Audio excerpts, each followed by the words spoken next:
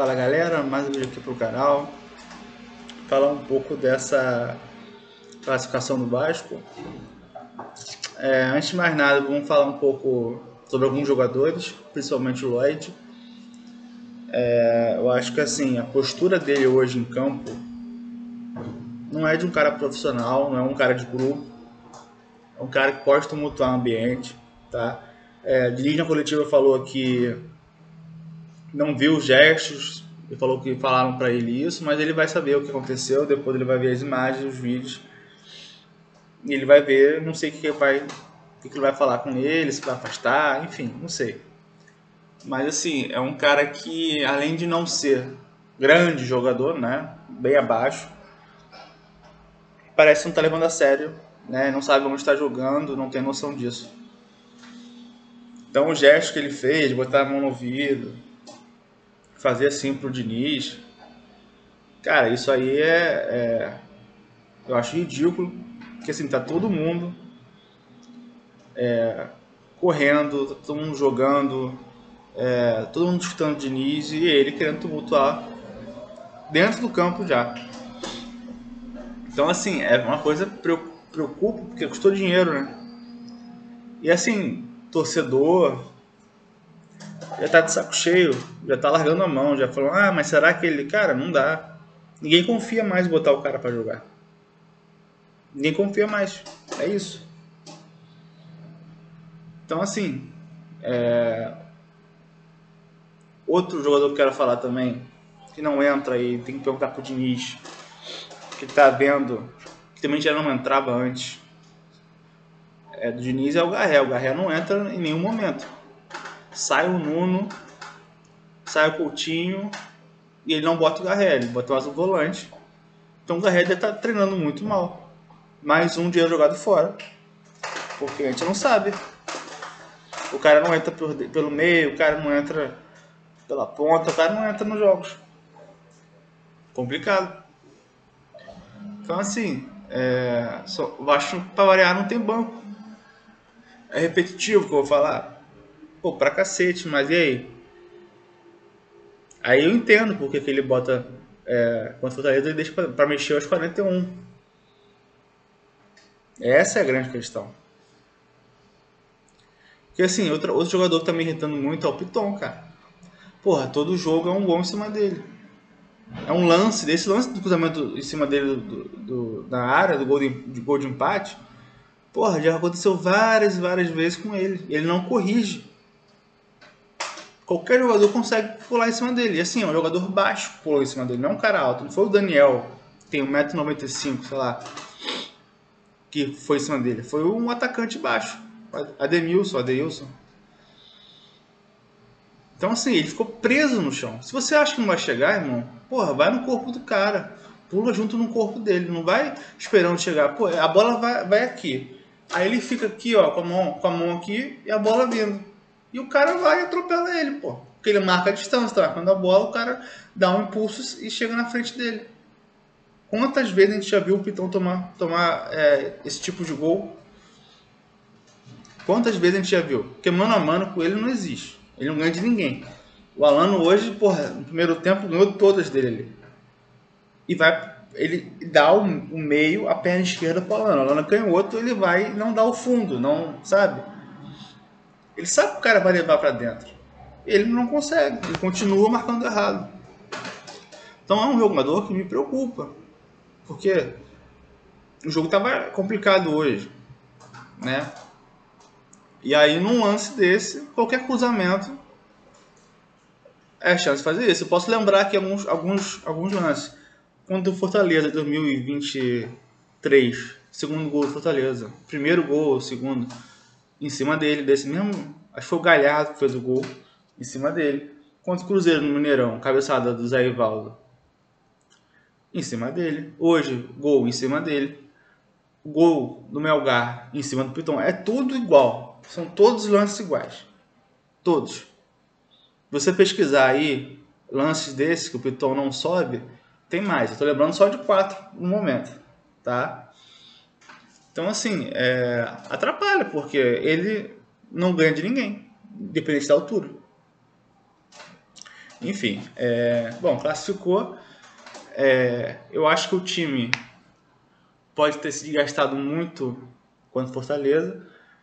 E também acho que não sei se há um pouco de relaxamento, pensando que contra o Operário ia ser mais tranquilo, por ser um adversário de Série B, mais fraco e tal. Mas o time teve algumas coisas do Diniz, mas não foi hoje o dinizismo, né? Quero dizer o quê? O time não se aproximou tanto. Você teve marcação alta, você teve zaga, as linhas avançadas, mas eu não vi tantos jogadores se procurarem. Eu acho que na parte ofensiva faltou mais aquele agrupamentozinho, né? A aproximação, né? Para gerar os espaços. O Vasco hoje teve muita dificuldade na saída de bola, porque foi apertado e foi marcada essa saída de bola. E o jogo pelo lado. Teve boas inversões de Paulo Henrique, né? Para ficar no mano a mano. Mas acho que faltou de alguns jogadores. Faltou mais aí do Nuno, faltou mais do Coutinho. O Verratti hoje, para mim, atrapalhou bastante. Porque teve chances com a bola no pé que ele se enrolou. No primeiro tempo, o Paulo Henrique estava sozinho, ele demorou para dar o passe no pivô. No segundo tempo, perdeu um gol que ia ser validado, porque estava com posição legal com a perna esquerda. Ele deu um chute ruim, depois deu um outro de esquerda que a bola foi quase na linha lateral. Depois se enrolou sozinho, um cruzamento e enfim. Então hoje ele não estava legal. A gente sabe que ele com o pé é complicado, mas hoje ele abusou, né? E repito, não saiu porque o elenco do Vasco é curto. Se o Vasco tivesse outro centroavante, teria saído. Mas como o Vasco estava ganhando de 1-0 só e poderia ir para os pênaltis, ele é o batedor oficial. E é por isso que o Diniz não tirou ele. E acabou que o Diniz tomou. O Diniz estava certo que o Vasco acabou tomando gol no final do jogo. E ele bateu o pênalti. Então, assim, complicado. E a gente entende porque o Diniz às vezes demora a mexer. Já ficou claro. Hoje ele mexeu aos 15, 20 já estava chamando o jogador para entrar. Porque ele viu que hoje ia ser mais complicado. A parte física. Só que assim, aí você tira o Nuno e o Coutinho, que estavam cansados. Aí entra o Lloyd com o Adson. Depois entra o Cocão, que aí é volante, tudo certo. Mas aí o Vasco perde na qualidade. Não é nem questão física, que também é complicada com o Adson, desde que ele voltou. Mas, cara, é o tamanho a deficiência. E assim, o Garré entrou, né, para jogar por dentro, ele preferiu botar mais um volante, adiantar o Tietchan e ficar com um 4-3-3. Ele não abriu mão das pontas e continuou com o meio campo preenchido. E acho que ele vai botar o Cocão por ali e avançar o Tietchan e jogar com 2 atacantes, com o Verratti e com o Ryan. E o Nuno mais centralizado. Pra mim vai ser isso. Porque não tem jogador, não tem. Não vai. Eu acho que ele não vai querer colocar o Watson. O Lloyd, acho que se bobear nem entra. Entendeu? E é isso.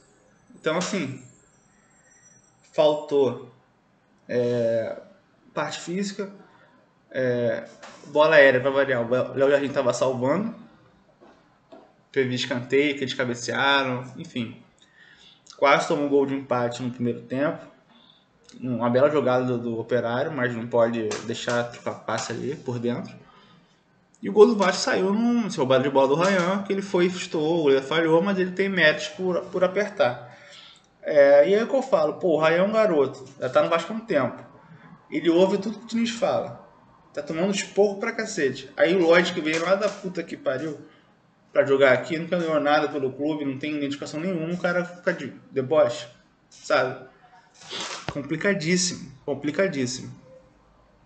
Então, assim, foi pros pênaltis, foi suado, quase foi eliminado. Eu fiquei apreensivo porque o Vasco tem um clássico sábado. O Vasco, a gente sabe que o Diniz, quando não ganha um jogo, todo mundo vai ficar enchendo o saco dele, botar tudo nas costas dele. E eu fiquei apreensivo porque quando o Vasco foi bater pênalti de Copa do Brasil, o Vasco botou batedores durante o jogo. Mas como esse jogo estava indefinido, Não teria como. Então, assim, quem batia pênalti no Vasco? O Verratti, o Payet, né, naquele jogo contra o Fortaleza, das Paranaense, o Payet, o Verratti, o Sforza bate pênalti, o Puma bate pênalti bem. Só que todos esses caras, tirando o Verratti, são banco. E hoje não entraram e tá certo, não tem que entrar só para isso. Até porque o Vasco tomou os gols 49. Então, assim, dos 5 batedores, se eu não me engano, sei lá, eu acho que só o Verratti que é o titular. Todos os outros estão no banco. Todos os outros. Então me preocupou, porque a gente não tinha o Coutinho que bate, o Nuno deve bater também. Entendeu? E, sabe, eu fiquei muito apreensivo. Porque assim, deslocar o goleiro, eu acho que só o Hugo Moura e o Verratti deslocaram. O Cocão bateu mal, o Piton e o Watson, se não batesse no alto, o goleiro pegava. O Jorginho salvou, né? Todo mundo se cagou quando o Lodge foi bater o pênalti, né? Acho que o único que não bateu foi o Luiz Gustavo. Ainda bem, né? Porque garoto, zagueiro, a gente não sabe como vai bater. Mas aí classifica. E eu já falei, é importante ganhar na Copa do Brasil não por conta da classificação ou dinheiro, óbvio, faz parte, mas pela sequência do Diniz, pela sequência do brasileiro, que é o mais importante. Se ser eliminado pelo Operário, pegar o Fluminense num clássico, eliminado da Copa do Brasil, é complicado. Que sirva de lição o jogo de hoje para não achar que tudo certo, não relaxar. E agora, assim, tem a notícia do transfer ban em relação ao Watson, que aí você pensa, pô, se não pagar, não vai contratar. Aí tu pensa, como é que não vai contratar com esse time? Que a janela foi mal feita. Se não pagar o que tem que ser pago, vai ficar com esse elenco até o final do ano. Isso se todo mundo ficar. Então, ou seja, corre o risco do time não contratar o que tem que ser feito na janela. Eu repito, meu medo, não só desse ano, é para ano que vem, porque não sei se vai ter SAF. E aí ano que vem você tem candidatos à presidência, Euriquinho, Edmundo, Leve. E, sinceramente, não sei se esses caras querem vender o Vasco. Não sei se esses caras vão ser bons gestores. Se vão ser piores que o Pedrinho, ou mais do mesmo. Então, preocupa porque o que acontece? Se o Vasco não for vendido, não tiver comprador, vai chegar ano que vem, não vai ter dinheiro para sustentar, não vai ter como manter o Jardim. Isso se ele ficar salário alto de jogadores lá como João Vitor, Tite, o próprio Verratti, não sei quanto ganha, mas deve ser alto. Vários jogadores de salários altos que eu acho que vai conseguir manter no elenco. Vai ter que vender jogador para poder comprar e às vezes não vai ser boa janela como já não está sendo. Tá bom, pessoal? Cara, basicamente é isso. O time jogou mal, mas eu vou sempre bater na tecla que o maior culpado disso é a diretoria, que fez um elenco desequilibrado e mal formado.